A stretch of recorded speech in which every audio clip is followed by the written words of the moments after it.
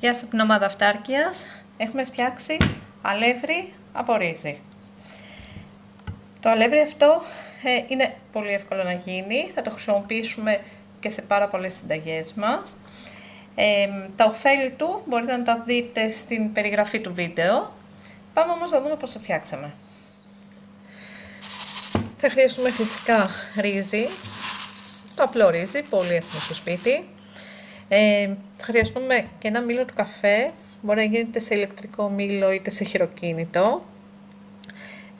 Φυσικά μπορούμε να χρησιμοποιήσουμε και μούλτι, αλλά εκεί το μούλτι δεν μπορεί να κάνει το αλεύρι τόσο σκόνη, τόσο σε μορφή πούδρας, ενώ στο μήλο του καφέ αυτό θα το πετύχουμε πιο γρήγορα.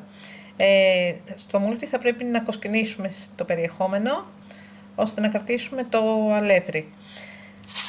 Οπότε είναι μια διαδικασία που παίρνει περισσότερο χρόνο, γι' αυτό θα το βάλω στο μήλο.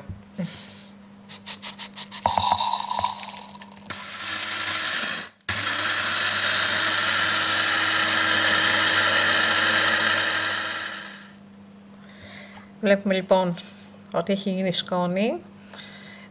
Φυσικά μπορούμε και αυτό αν θέλουμε να το περάσουμε από ένα κόσκινο. Έχουμε χτυπήσει την ποσότητα που χρειαζόμαστε.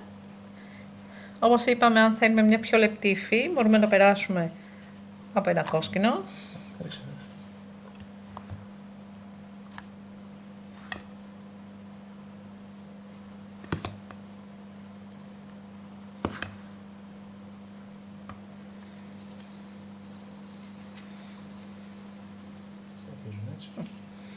Και φυσικά θα συνεχίσουμε έτσι για να κοσκινήσουμε όλο το αλεύρι. Τώρα θα βάλουμε το αλεύρι μας μέσα σε ένα βάζο.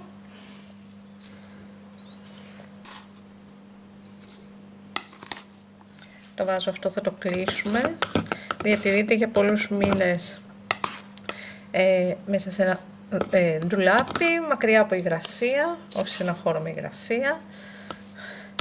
Αν έχουμε χρησιμοποιήσει μαύρο ρύζι, απλά να ξέρουμε ότι το αλεύρι κρατάει λιγότερο, διαρκεί λιγότερο.